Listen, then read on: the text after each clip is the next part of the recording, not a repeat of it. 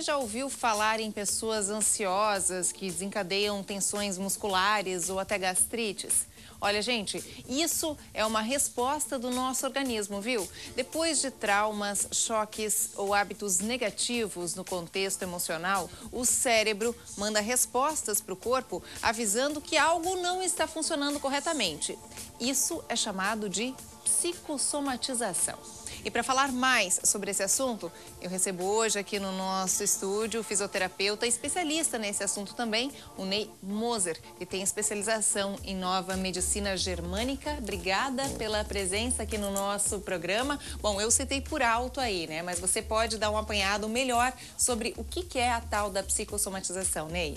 Uma boa tarde, Susan. Obrigado pela oportunidade. Então, o estado somático, ele remete a um trauma, ele pode ser realmente uma negatividade da pessoa, ou ele pode remeter a algum trauma realmente relacionado à sua emoção, né? Então, alguns exemplos, assim como você citou, gastrite, ansiedade, isso com certeza remete, porque o nosso corpo, ele reage de maneira química a qualquer tipo de estímulo. Existe situação química para felicidade, existe situação química para depressão, para felicidade, para dúvida. São neurotransmissores, isso é fato, é científico, né? Então, isso vai remetendo, vai bombardeando o nosso corpo de maneira que ele venha responder de forma somática física, né? Um processo mental que remete, então, a uma situação física de dor, de desconforto, de agressividade realmente, como um câncer, alguma coisa muito maior, né? Tá, vamos passar alguns exemplos. Eu acho que nada melhor do que exemplos para o pessoal entender de fato como é que é essa psicossomatização ou somatização, né? Como outros falam. Por exemplo, algumas doenças que seriam uma somatória de atitudes nossas, de pensamentos ou até de fatos vividos. Sim, eu posso citar um exemplo que é um dos mais simples, assim, que a gente consegue explicar de uma maneira. A gente é um corpo biológico que funciona através de situações e aprendizado, né? Então, você tendo uma situação na qual você não está digerindo muito bem uma situação no emprego ou em casa, qualquer tipo de situação que remete a uma má digestão daquela situação, que a gente fica remoendo lá no fundo, toda hora volta a pensar. Então, isso vai remeter a algum problema no sistema do estômago e fígado.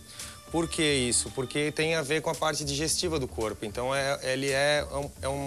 antigamente era muito figurativo, hoje a gente sabe cientificamente que realmente ocorre essas situações. Então, qual que é a resposta para o corpo para tentar bloquear essa situação, né? Se a gente não está digerindo uma situação, o que o corpo vai fazer? Vai fazer com que libere mais suco gástrico, para que digira aquele bolo que a gente chama, né? Aquele bocado. Então, assim, se não está digerindo, se fica liberando muito suco gástrico, o que vai acontecer? Vai acontecer com que haja uma irritação da parede do estômago. Olha só. E a partir disso começa a ter aquela situação, tem uma azia recorrente, tem uma gastrite, vem a ter uma úlcera. E qual que é a resposta do corpo? O nosso cérebro, ele é muito inteligente, ele nunca vai lutar contra a gente. Ele vai tentar equilibrar essa situação. De que forma? Se está vendo muito suco gástrico, muito ácido, aquele ambiente do estômago, automaticamente começa uma ulceração, porque começa a desgastar essa situação, esse tecido. Automaticamente o corpo começa a fazer o quê? Começa a proliferar mais células para proteger aquele órgão. E aí que vem a situação de um câncer, por exemplo. Nossa. Que é um excesso de proliferação de células naquela região para tentar proteger aquela situação, né? Digamos assim, aquela pessoa que sempre diz sim para tudo, acaba não dizendo o não, tem medo do não, isso pode vir a, então, acarretar numa gastrite, até futuramente num câncer. Com certeza. E é porque a pessoa, nem sempre ela vai ter esse lado positivo da situação, né?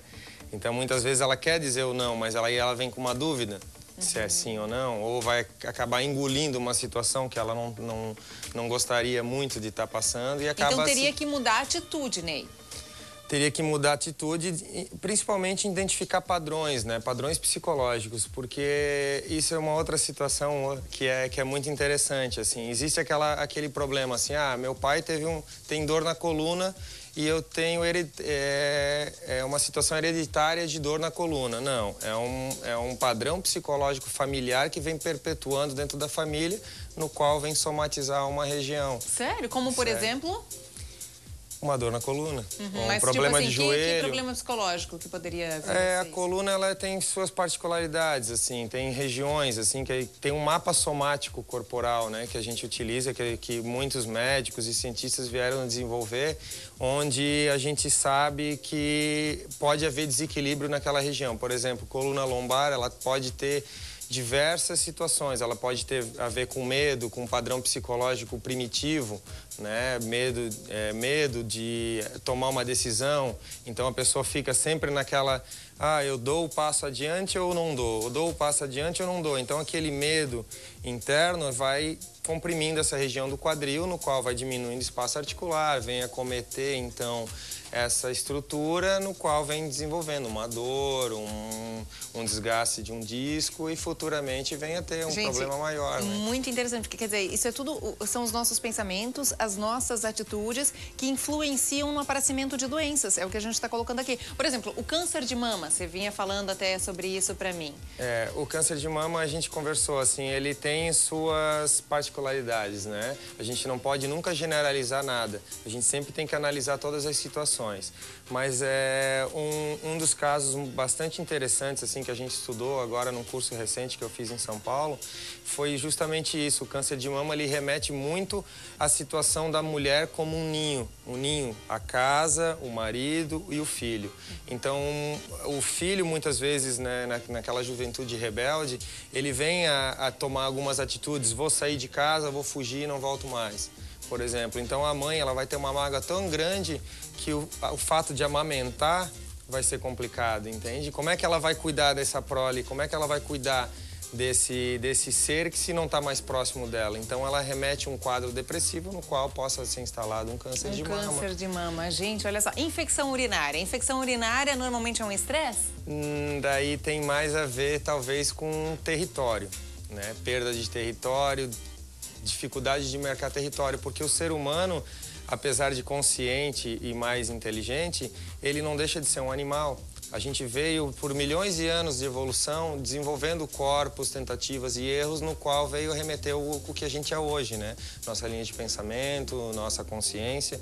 Então, a gente não deixa o nosso lado animal de lado. A gente sempre tem uma raiva explosiva, por exemplo. A gente escuta, a pessoa fica cega de raiva. Por quê? Ela entrou num instinto animal tão profundo no qual ela não consegue ter controle sobre a situação de estresse dela. Então, ela realmente vira um animal. É a mesma coisa que a gente pegar um animal e trancar ele num canto e tentar bater nele. Ele vai ter 3 reações principais, né? Uma é tentar atacar a pessoa, a segunda é tentar fugir. Se ele não consegue nem atacar e nem fugir, ele vai se fingir de morto.